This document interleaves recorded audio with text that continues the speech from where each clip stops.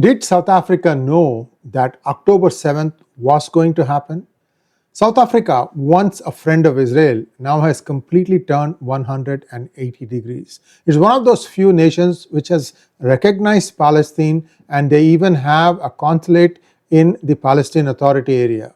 So what is going on? Why has South Africa turned 180 degrees away from its policy that used to exist before Mandela became the president? All this and more in this episode, and a small request to all of you to please like this video. If not already subscribed to our channel, do subscribe to our channel. Here we go. Did Pretoria, which is South Africa, see October 7th coming? Relationships have been very close between South Africa and the Hamas and Palestinian. And is this now being seen as a cause that somebody has actually sued the South African government in a court in United States? Now you can ask, wait a minute, how can you sue one country's government in another country? Well, there's a story behind this. I'm going to come to that in just a moment. The lawsuit is for $400 million, and it is being brought against the current president of South Africa, 𝗟𝗡 Ramaphosa. An allegation claims that South Africa knowingly collaborated with Hamas and Iran before the October 7, 2023 attacks on Israel, which resulted in the deaths or capture of at least 47 American citizens. Now you get the connection. If South Africa also had a hand, or at least some sort of covert help, then America, which has lost 47 citizens thus far, and probably it's going to lose some more, has every right to sue them if they can prove this. And who is this Lewis? I'm going to tell you about that also. Justin Lewis is a UK-based consultant, and he has alleged that there is new material evidence that links South African officials to Hamas coordination. Remember, we told you about the presence of Chinese, presence of Pakistani under the tunnels, and perhaps other forces also, Iranian. So all these things, Israel found evidence. Now it's kind of 2 years, so people are not remembering that. So it looks like one more country had a hand in it. Do you see now how things are going? Anything that involves covert help from China automatically drags in Pakistan, and now we are seeing more other countries are also getting dragged in. Where is the connect between South Africa and China? It is believed that China practically has South Africa also under its thumb, Kenya and a few other African countries. Although they may deny this, but you have to look at the reality, what really happened and why now Africa finds itself in a fix. As a matter of fact, the life in South Africa right now is very difficult. It's always been dangerous to go out unless you know where you are going. During daytime only you could move. There are areas, or even no-go areas where nobody dare go in. The challenge about South Africa is there is a fair amount of population of Indian origin, and poor guys, they don't know which way to go. They've never been politically active, 7, 8, 9 generations now, and now they find themselves like a football being kicked around. It's unfortunate. I'll do that as a separate episode someday. South African Indian origin people are also having a tough time right now. Now, Lewis has warned. This is a UK-based consultant. Lewis had warned the South African government in April, but was allegedly threatened with legal retaliation. Now, the basis for this lawsuit in the United States is based on a new act that was passed in 2019 by the United States, promoting security and justice for victims of terrorism act. You remember in G20, US said that it will not be participating because it is being hosted by South Africa. So I think US knows that there are some things that are happening in South Africa that is against the white settlers that went and settled in South Africa. They went there in the 16th century, 15th, 17th century, 18th century. They colonized it. We all know that. I mean, not just the British, French did, the Germans did, the Portuguese did, the Spanish did. Everybody worth a fleet went and colonized it.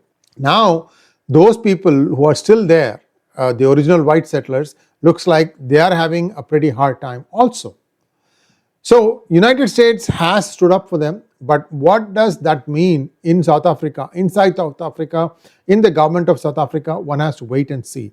So let's get back to the 2019 Act. How does that give Lewis the basis to sue South Africa in America? Well, turns out there was a recent US Supreme Court ruling that allowed lawsuits against foreign governments that materially support terrorism, even bypassing sovereign immunity. So this is a US Supreme Court judgment. Again, you can say, well, South Africa may not respect US Supreme Court's judgment. Well, these things usually get settled in an international court in Hague, but I don't think it's come to that level yet. The question here is, how are they going to prove it? How is Lewis going to prove that there were people in the South African government who had a hand in the October 7 massacre? And if Cyril Ramaphosa has some idea of what was going to happen, then how will they prove it? That is the question. What are the downsides to the sanctions should they be applied by the United States on South Africa? They will have to pay government bonds up to the tune of $55 million more per day in interest rate hikes.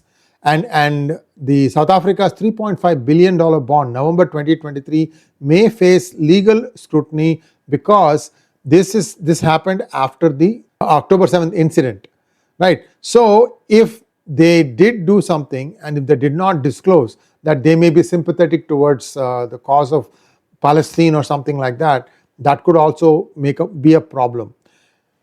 These bonds are sold internationally, so South Africa has a credibility problem. I don't know how they are going to get out of this pickle.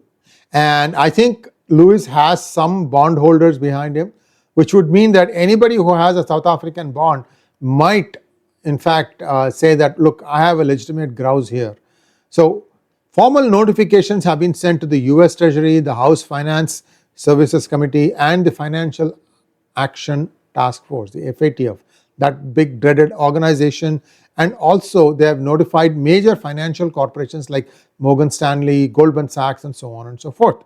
Not only that, Lewis has urged the suspension of AGOA trade talks with South Africa.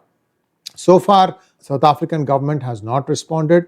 Official letters have been sent to Cyril Ramaphosa, the finance minister, the South African National Treasury, presidential spokesperson Vincent, and so on and so forth. There's a long list of people to whom they have sent these letters. Nobody has responded yet. And how will they respond? They are not going to respond.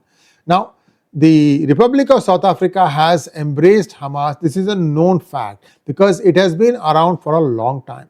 The ANC viewed their struggle with the apartheid government as being similar to the Palestinian struggle. So this goes back to the Mandela days when he used to praise Yasser Arafat. So the problem comes that even as recently as in 2022, the African National Congress labeled Israel an apartheid state, urging downgrade of ties. So you see here how these other countries are being used by China to basically try to hammer Israel into submission. And Ramaphosa hosted Sudanese warlord Hemeti just before accusing Israel of genocide act at ICJ. So this guy is also another terror lord. A Hamas delegation joined Mandela's grandson in a public ceremony outside the presidential office.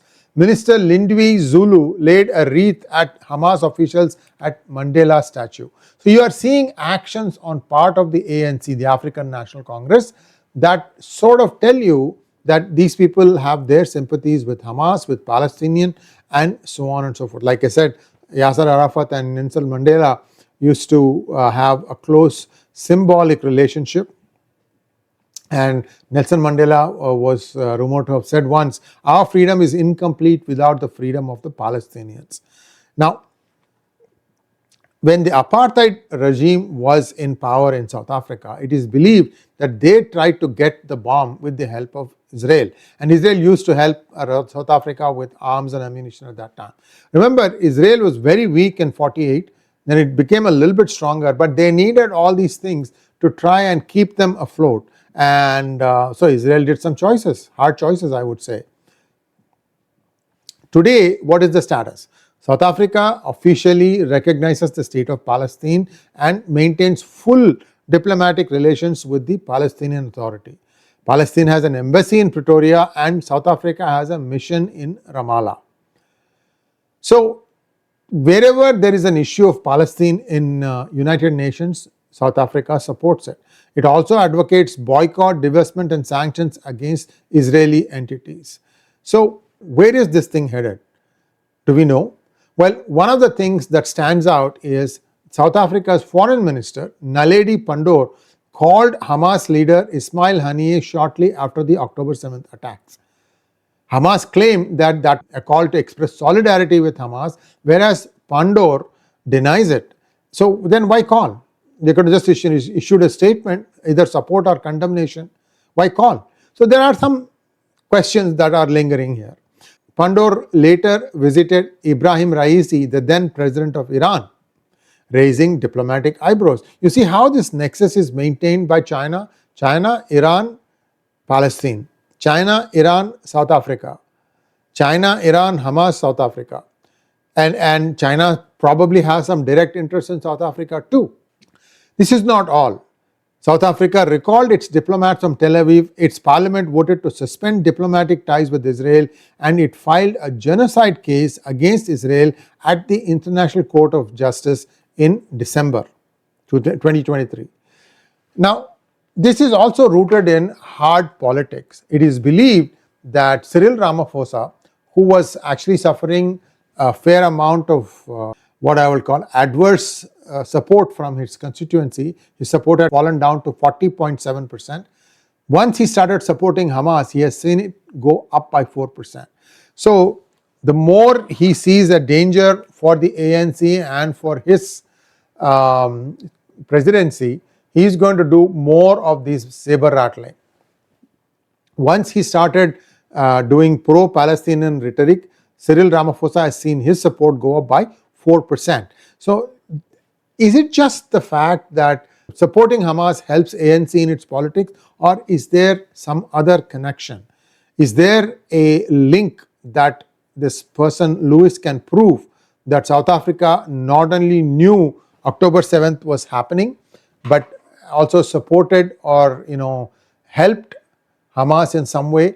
If this can be proven, I see more lawsuits like this coming against other countries such as Iran, Pakistan, who knows, Iraq also maybe, and that will be very interesting. All these things being fought in the United States. Very interesting times ahead, folks. Thanks for watching. Please like, share and subscribe to our channel. Don't forget to click on the bell button for notifications. Namaskar.